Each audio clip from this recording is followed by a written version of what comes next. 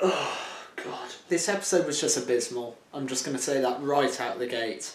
Arachnids in the UK, episode 4 of Series 11 of Doctor Who, was rubbish. It wasn't completely bad, but my God, what a dip in comparison to the episodes that have come previously. Especially episode 3, which was just fantastic, I thought.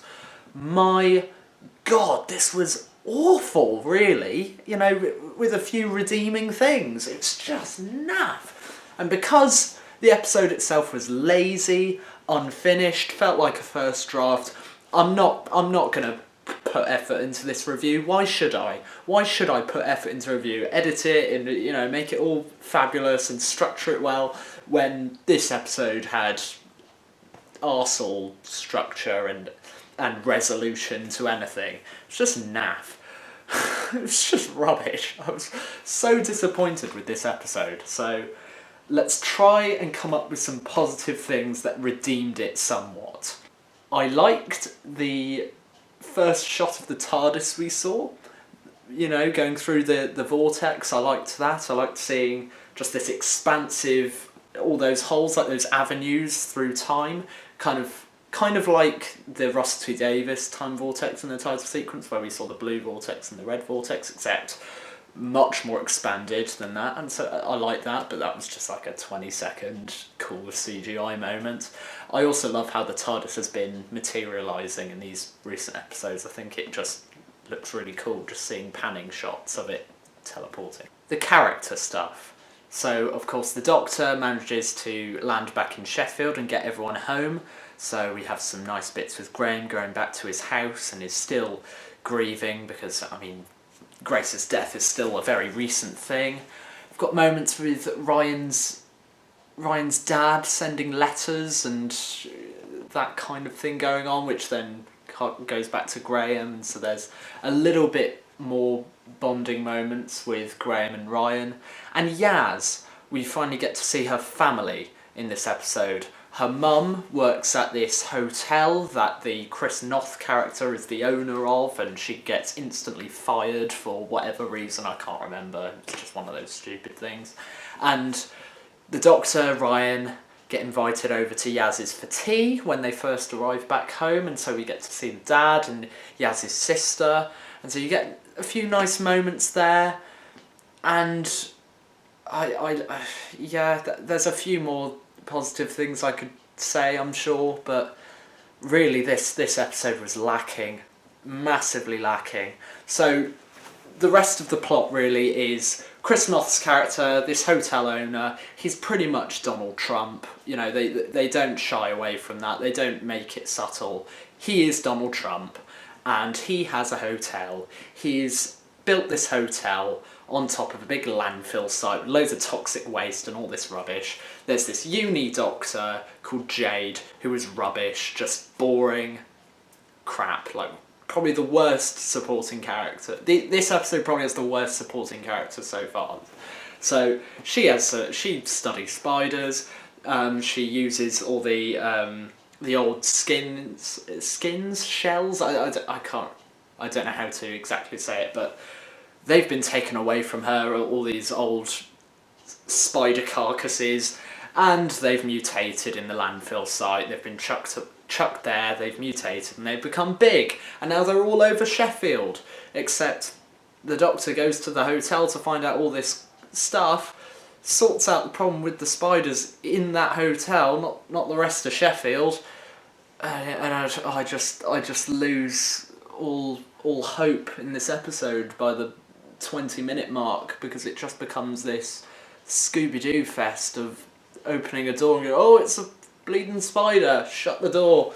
Oh, what are we going to do? Oh, let's go down these escalators. What are we going to do? Oh, there's more spiders. Oh, run away. And it just feels so hollow in terms of plot.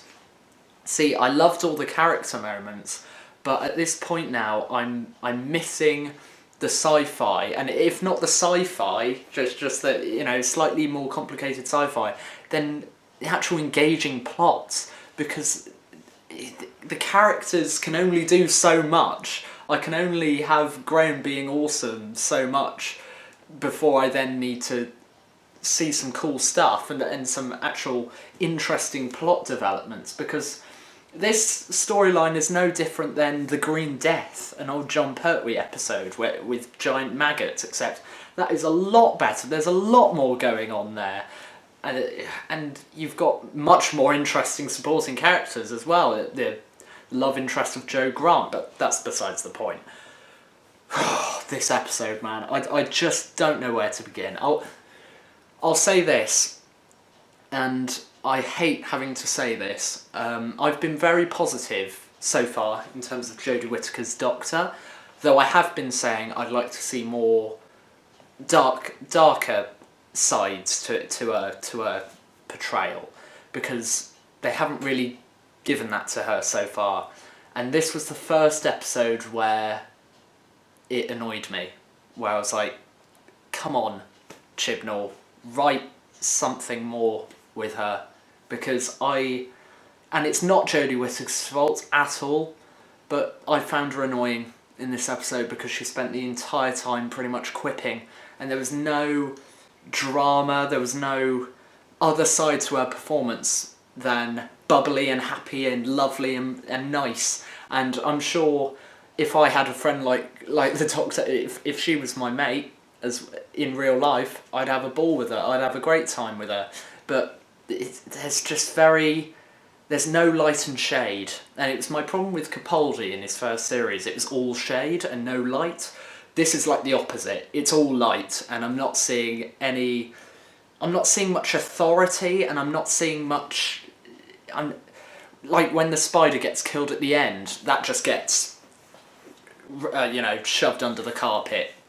We don't see any moment between the Doctor and the spider, kind of akin to Dinosaurs on a Spaceship when the Triceratops dies and Matt Smith was that little moment. I wanted something like that, or for her to really punish Chris Noth's character for shooting the spider at the end. And no, you don't get a resolution to this episode, okay? You get most of all the spiders in the hotel get taken into a panic room that Chris Noth has, and they're guided in by Stormzy and vibrations and stuff. That was a good scene, I enjoyed that. But that sorts out those spiders, so forget all the spiders that are all around Sheffield. They're still out there, okay? You don't get any resolution to Jade's character, the uni student, but that's only because she is only there to just get them to the hotel and to explain what's going on. There's no character there. Absolutely no character there. She's completely useless in terms of character. There's nothing there. I kind of feel sorry for the actress, because I can tell that she's probably a lot better than the script is giving her. I mean, if I was given that role, if I was told I was going to be in Doctor Who and got that role, I'd be pretty miffed. So I've mentioned him a few times. Chris Noth's character. Oh, he was irritating. Not only was he just sort of hamming it up, but in a bad way, in that kind of, oh, I'm a supporting actor in Doctor Who, so I'm not going to take it very seriously. But a lot of the Trump mirroring, the Trump parallels, were completely unnecessary. And in fact, it's a moment, I never thought I'd have to say this, it would have benefited the story if they cut all the stuff out about him going to run for president, run to become the president in 2020. If that was just removed, and he was just a two-dimensional disgruntled hotel owner that made a mistake with the landfill and everything, we could have used those moments cut and replaced them with more plot development, or just more of the spiders, or something more substantial. Because whereas with Rosa we're dealing with something very, you can't go back to 1955 Alabama. You can't do a story about Rosa Parks without addressing those issues. Those are so necessary to the plot, and it would be wasted potential if you didn't do that. In this story, it's, okay, giant spiders overtaking a hotel, taking over Sheffield. You've got the plot for a B-movie there. Like Night of the Killer Tomatoes, that kind of thing, or Little Shop of Horrors. You've got something like that.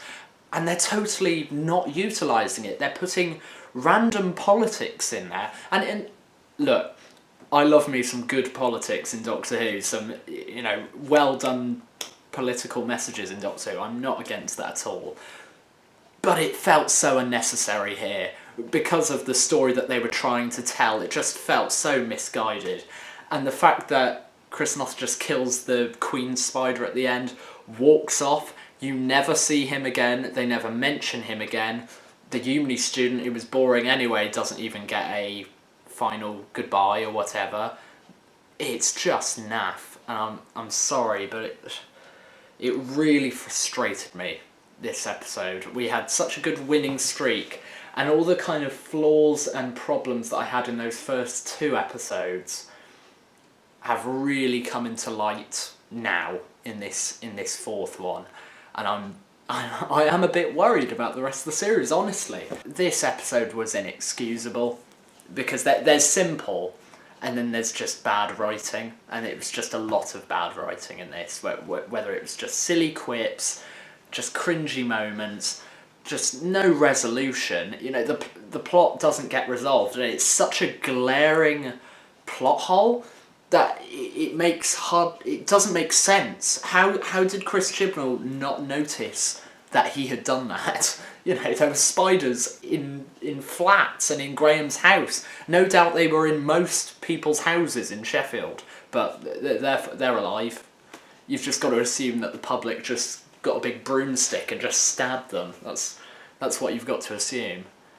So I'm gonna give Arachnids in the UK a 5, and that probably seems quite high, judging by how negative I've been, but I do like the core characters. It was nice to see a bit more of Yaz in this episode. I don't think she's the most interesting companion, and I think that's because I'm comparing her to Graham and Ryan, who I think are much more engaging. But she's very nice. She's a nice person, and I imagine there'll be episodes further down the line that will elaborate on her more. And Mandip Gill's a good actress, and I love Graham. Graham's stuff in this episode was the best stuff, as was Ryan. Ryan doing his little finger puppets in the background, and the Stormzy moment I thought was really funny. I did actually find that amusing. The Doctor, I do like her for the most part, but she needs some heavier material, because right now she's almost too perfect in a way, and that's not who the Doctor's never been perfect. And so I hope that the future writers in the second half of the series can write her a bit better, and we can have maybe some more dubious morality things with the Doctor. Who knows? I just want more. I want more. Like Yaz, I want more. 5 out of 10. See you next week.